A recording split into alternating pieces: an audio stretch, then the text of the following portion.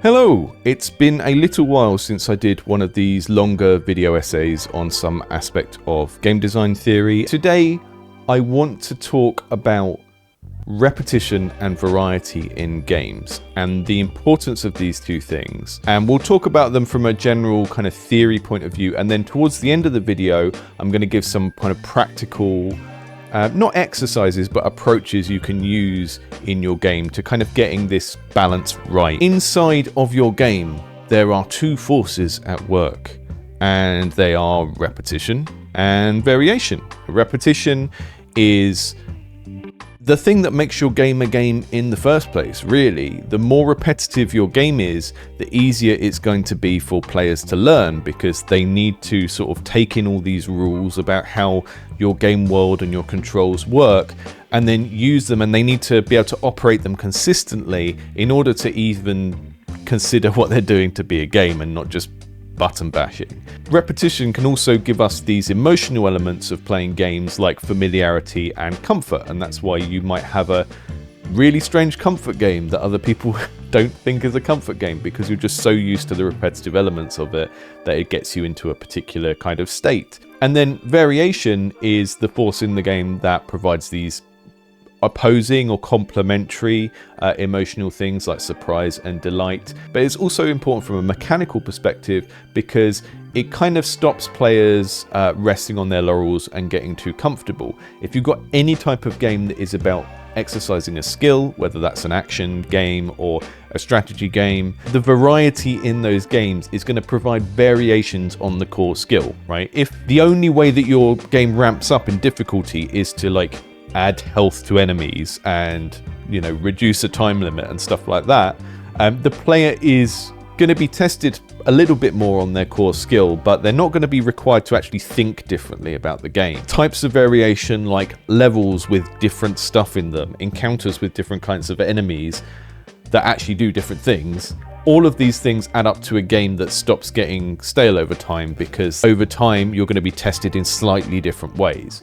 One of the things I would say specifically in relation to the indie space and people making small-scale solo games is you do need to find a way to be generous with the variety in your games, because I think this is fundamentally why in a lot of cases people choose one game over a similar game. You can pick any genre of games that is popular, and the one that is most popular out of those is usually just really generous with the types of kind of content variation it has in it, whether those things are, you know, different levels or different unlockables or strategic elements like cards in a card game that allow you to do different things. From a practical point of view, as a small indie, the thing you should be thinking about is where is the best place to spend your time to give fans of the genre you're doing the kind of variety that they care about. Because you could spend loads of time making lots of different hats, and if you're making a grand strategy 4X game, those type of players maybe aren't going to care so much about the hats. I don't know.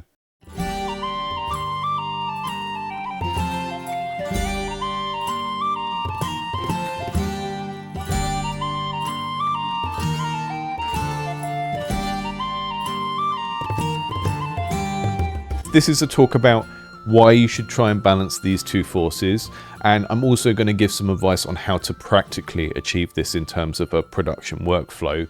And we'll start off with game loop theory. A lot of game design theory at the intro level focuses entirely on the repetition side, and that is because the repetitive rules-based part of a game is what makes the core gameplay. It's what makes that game what it is. You will often hear this quote about Halo from one of the designers of Halo 1 and 2, 30 seconds of fun that happened over and over and over again. Jamie Griesmer, the person that said this initial quote, they said that they were misquoted. There was a whole second half of that quote that was about taking that 30 seconds of fun, playing it in different environments with different weapons, different vehicles, against different enemies, against different combinations of enemies, sometimes against enemies that are fighting each other. No 30-second stretch of Halo is ever repeated. The missions are constantly changing the context on you, right? This is how Halo was actually designed, and then this is how the Halo formula is often presented to people when it's edited down into a soundbite. So we emphasize the repetition and we forget to talk about the variety. All of this is why recently I did a video where I yelled at you about game loops, and some programmers got very upset that I wasn't talking about their game loops. That's not what game loop means. Game loop is when every frame you draw something to the screen. Look, I know it means something different in programming, but game design isn't actually a subset of programming, it's its own discipline, and sometimes we have different uses for the same words. So if you're still struggling with what a game loop is to a game designer, I will tell you in a minute. Some game design theory people got very upset that I was being flippant and I didn't seem to understand what game loops are in game design. So let's just run through that first. Games have loops in them, and what I mean by this is strings of behavior that are repetitive and go over and over again. So you don't really need to think of them as a circular loop, but you do ABC, ABC. Maybe it varies sometimes, so you go ABCD, ABC, ABC. But generally you're doing sets of things over and over again. And that's broadly what we mean when we talk about a game loop. And a basic game loop has this set of elements in it. So the bit that most of us are familiar with will be the challenge that the player is actually doing, right? They're doing that to get a reward. And before the challenge, they anticipate the challenge. So they can see it coming, right? This is an important distinction with anything mechanical in games, is that the player sort of needs to understand what's going on, because the gameplay isn't just what's happening on the screen, it's also what's happening in the player's head. But this is the most basic game loop. So if you imagine a dungeon crawler, it could be we're in a dungeon and we approach a new room in the dungeon. Because we've played this game for a while and we've played other games like it, we anticipate that there's going to be a challenge in that room, which will probably be an enemy encounter, but it could be other things like traps. And then we take on the challenge and we expect to get some sort of reward, even if it's just like little bits of XP from clearing the room. But the thing is, a more detailed understanding of game loops actually has them nested. So to go back to the dungeon crawler example, if you imagine these red circles are someone clearing out a room, and then the blue circle is someone clearing out a dungeon, right? So there's one slower, longer, repetitive cycle of go to a dungeon, clear out the whole dungeon, move on to the next dungeon, and then within that there are loops of clearing out specific rooms. So, it is fractals, because games aren't just one looping thing repeating, unless they're a really, really simple game like Flappy Bird.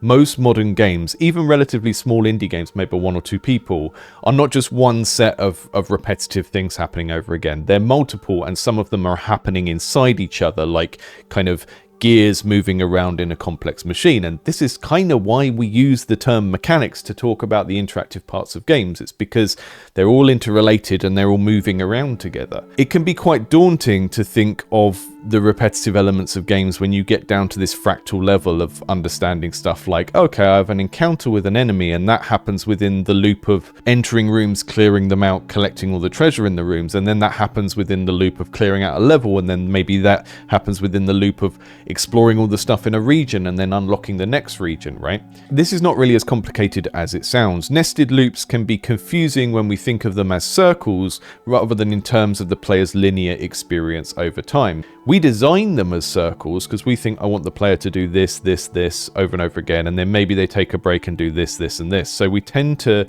visualize them as loops, but there are other things in our culture that are loops that we do not visualize in this way. And I will draw an example from music that some of you have probably heard me use before, but you can visualize a loop from the side, and then it just becomes a representation of the player's linear experience over time. This is already how music software visualizes loops. You see the loop from the side. Each of these little golden yellow things on here is a loop of drums, 4 bars of drums, and then maybe these purple things are, I don't know, like 16 bars of piano chords or something, but they are loops. They happen over and over again, but we view them from the side. And this allows us to see that they are stacked on top of each other or inside each other, and it's really not that complicated, but this is closer to how most games work, because most games do not just have one simple anticipation and challenge loop or reward and investment loop. They have multiple of them sitting on top of each other.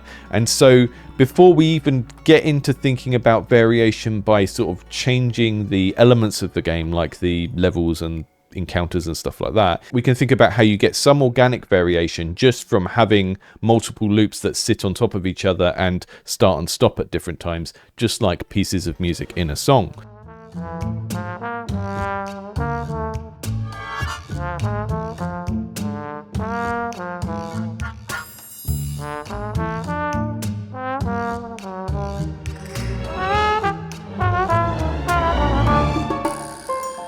Playing a game is a person performing over a period of time. That is why you'll often hear game designers or game studies theorists pull from other disciplines, whether it's music or sports. Musical metaphors can help us to think about gameplay as performance over time. So an example of this would be Swink's book Game Feel, which uses attack, sustain, decay, is actually from synthesizer design. So when you look at the controls on anything that generates sound, it uses these terms. This is just one example of this, but you can use any theory from anything to do with performance over time, and you can apply it to game design in some cases. You know, you can think of a game as a song. It has certain things that we do over and over again, and we do them very quickly. Hitting an enemy until they fall down and then moving on to the next one is a repetitive thing that only takes a few seconds, whereas like clearing out a whole room or a whole dungeon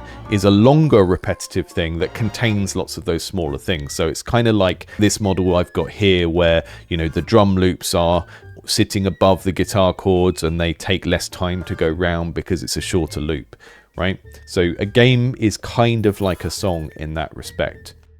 If you're not interested in the music stuff, don't worry, we're going to move on from it now. But the reason I think it's helpful to think of it this way is that a lot of us have a better innate understanding of music and how pop songs are structured than we do of games.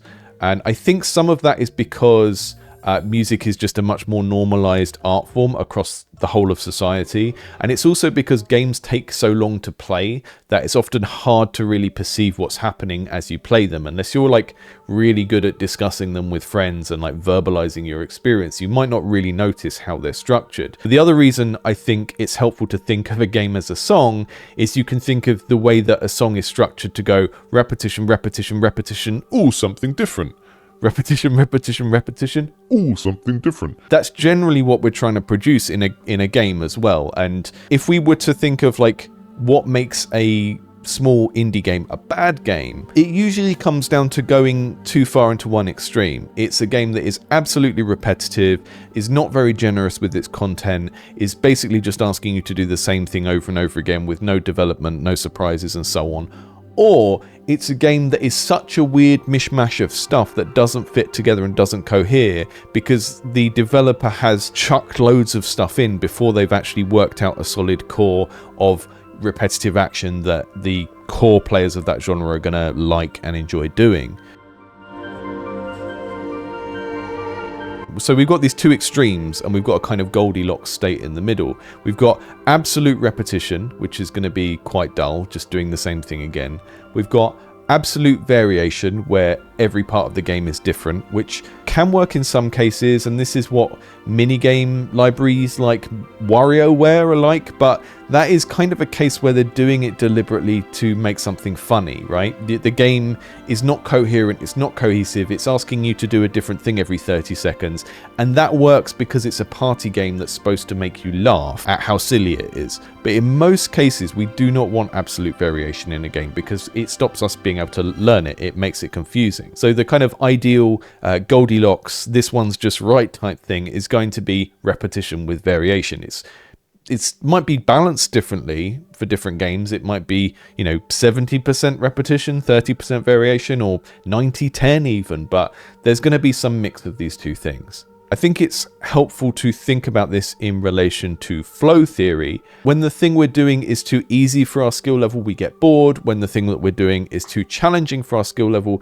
we get anxious. And generally, we try and design games so that people stay in the middle of this range and get into a flow state. And a flow state is usually used to describe that kind of point where you stop feeling like you're playing a game and you're kind of one with the controller, that kind of thing. There is a very good episode on Csikszentmihalyi's theory in Game Studies Study Buddies, which is a academic podcast about game studies. They get into some criticisms of flow theory that I don't really hear anywhere else when people bring this up uncritically, but we're not going to delve into that now. The bored state is going to arise from a game that is totally repetitive because it never throws any new challenges your way. It is basically just asking you to do the same thing over and over again. And even if the developer, turns the enemies into bullet sponges or whatever, it's not really requiring you to exercise any new skills or think differently. So a totally repetitive game is going to keep us down in the boredom corner. A game that is just impossible to learn because it keeps changing too much is going to keep us up in anxiety. And a game which induces a flow state is going to be a repetitive game with variation. And just a side note, you'll often hear people talk about this when they bring up flow theory in relation to games. We usually don't actually want that green line at the bottom right. We usually don't want to be perfectly in the flow channel the entire time or we get bored. We probably want to occasionally find the game a little bit too difficult. We probably want some downtime so that we can rest. The ideal flow channel in a video game is probably more wobbly and up and down, and this is why if you read any of the literature on balancing, or if you watch people give GDC talks on balancing their games, they usually don't aim for perfectly smooth balancing because you actually want some points where the player is pushed a little bit harder. This all comes back to the idea of the ideal thing being a repetitive thing with these moments of difference where something stands out and provides us with a surprise, a shock, a slightly different thing to think about or react to. And I said at the start that this applies to pretty much any kind of video game. So let's compare two very different genres of games. And I'm using Vampire Survivors and Dream Daddy here, but they could be stand-ins for basically any action game and any game that is predominantly a story game rather than a action or strategy game. So in both cases, we've got elements that provide repetition and comfort.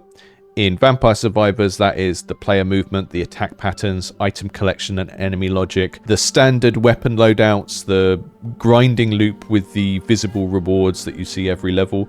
This is the stuff that basically happens every game of Vampire Survivors and doesn't change. And then to get variety and surprise within that game, we have non-standard weapon loadouts. So you get used to using a set of things and then you get a different set of things to use, and they genuinely feel different and require you to move around slightly different. So you have to adapt. Again, this is the game pushing us in different directions on that flow channel so that we don't get bored.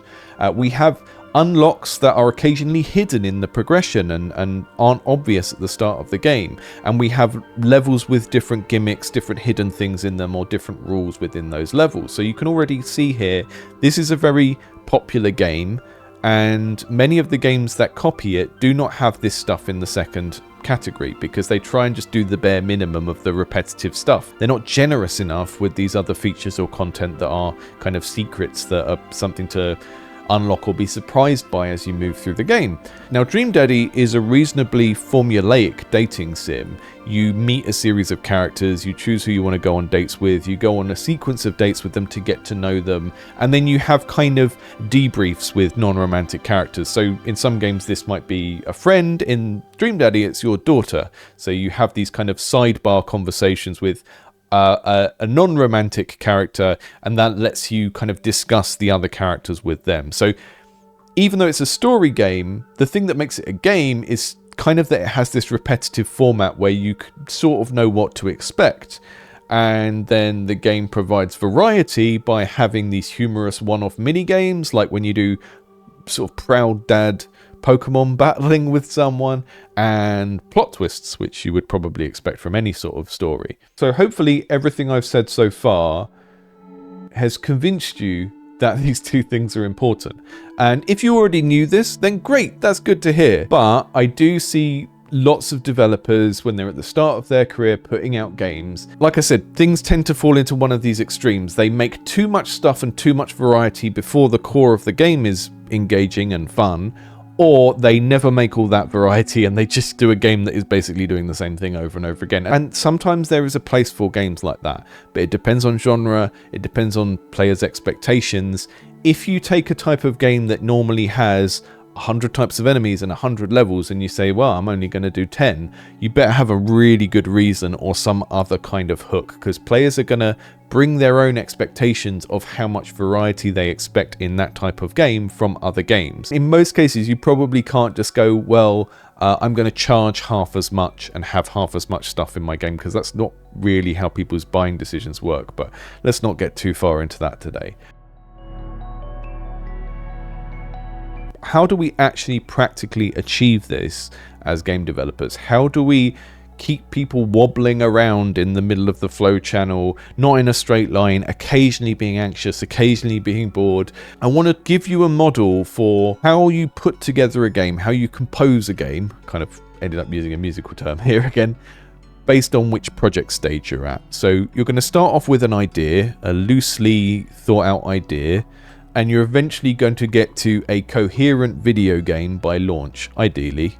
And the point here that really relates to what we've been talking about these two forces of the repetitive part of your game and the variety, is that I think there are different stages of the project where it's better to focus on a different thing. And I will tell you why as we go through. So when you first start making your game, you are probably going to start with some sort of mechanical prototype. And this is going to be a simple and repetitive thing. It is going to provide us with a single unit of fun or play. So this is very close to that Halo model, or the misquoted version of the Halo model, where it's just 30 seconds of fun. And maybe at this point we think a little bit about variation, like what could there be in terms of levels, weapons, different enemies, all of that kind of stuff, but we don't implement it, because the prototype is about testing the core, the repetitive action, the main thing you do in the game. There are lots of games I get sent on this channel where they have basically not spent enough time in this stage. They have moved directly from this stage to making loads of content, and they haven't actually done testing and validation on their mechanical prototype. And I can tell that because there are loads of levels, or loads of guns, or loads of abilities, or whatever the content variation is in that game, and there are things that are fundamentally wrong with the controls, with the way that the interactions in the game work, which they would have noticed if they'd given the game to 2 or 3 playtesters at this early stage. So the mechanical prototype is there for you to test and validate whether the core repetitive action of the game works with players. You need to go through that testing and validation. You shouldn't just assume that the core of your game is fine and plow on. The repeat issue that I see over and over again is people think of a prototype as just feasibility testing. Like, can I do this thing? Can I program a character that jumps and climbs over things? I've done it. I've made my prototype. A prototype is for testing. That's what prototyping means. Your mechanical prototype needs to check that this simple, repetitive set of mechanics works well, engages people, the controller mapping or whatever works for people, all of that stuff nailed before you move on in the project at all. If you've already jumped ahead in your project and your mechanical prototype hasn't been tested by people, go back. Don't put the game into production. Don't make all this varied content until you've tested that bit.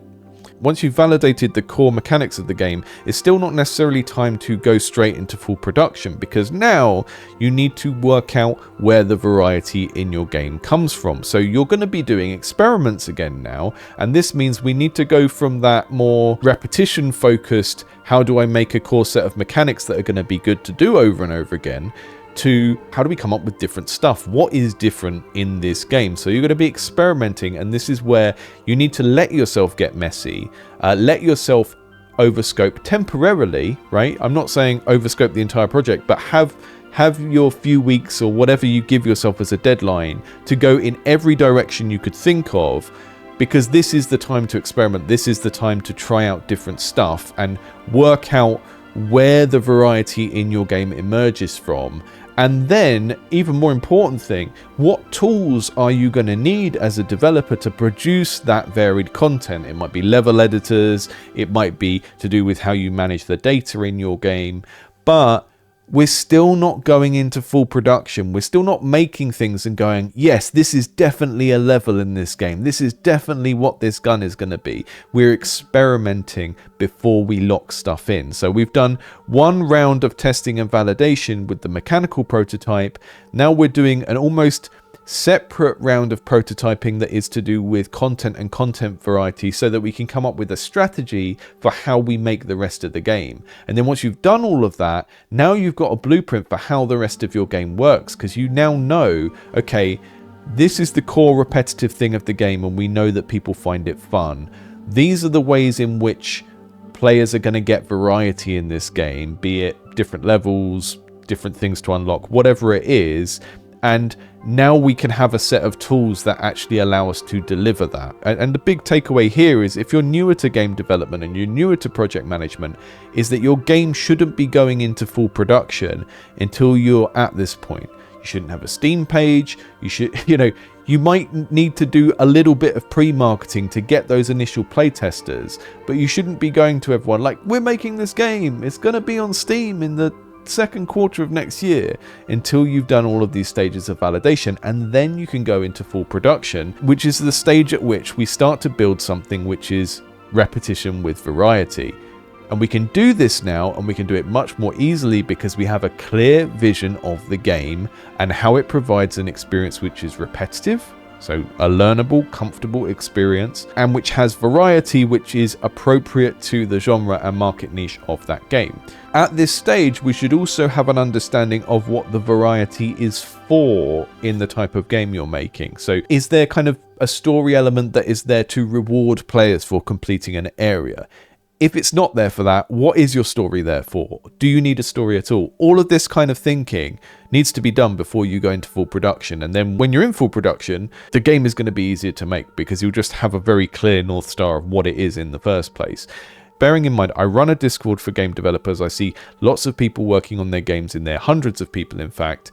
And then I also do one-to-one mentoring, and I've been a university lecturer before. You will be surprised at how much the rate of progress on a game relates to this underlying understanding of what the game is. When people have a clear idea of what their game is, what is the base thing that you're doing over and over again in the game, and what is the variety, they speed through their projects. The projects that slow down and just sort of pootle along are the ones where the developers never really have a clear vision of what they're trying to do. This is all coming back to this process of validation. If you've validated your idea and you know that the core gameplay works and you know what the kind of limits of the variety in your game are, and you have a strategy for the content in your game and how you're going to vary it throughout the game, then the game will sort of design itself after that point to some degree. I hope this model helps some of you. I hope if you're in full production with your game and you still don't really feel like the mechanics are an interesting repetitive thing to do and you haven't actually tested those with people, I hope you go back and do some of that testing. If you've got a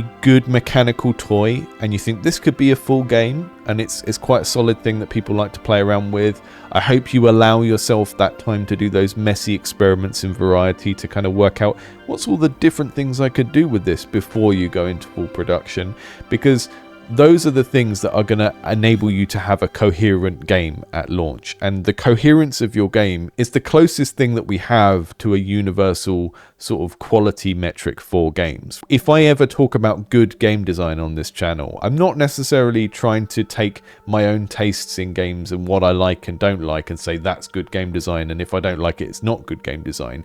Generally, for me, when I talk about good game design, I'm talking about coherence and having some sort of vision that is clear in what you're doing with the game. And sometimes that's going to produce games I don't like, but if your games are coherent and they're trying to do a very specific thing and they make sense in how all of these things relate to each other, and like I say, it's not the 4X strategy game where you unlock hats, then you're going to have a better chance at making a game that other people like, because they'll be able to understand it, but it won't just be this boring drudgery of doing the same thing over and over again, which I hope is not something that any of us aspire to as developers. So repetition is what makes your game a game in the first place. The starting prototype of your game, the little mechanical toy, should capture the joy of repetition in your game, the thing that is enjoyable to do over and over again within the game. If repetition is what makes a game in the first place, then variation is what makes that game into a special game or a better game than another game.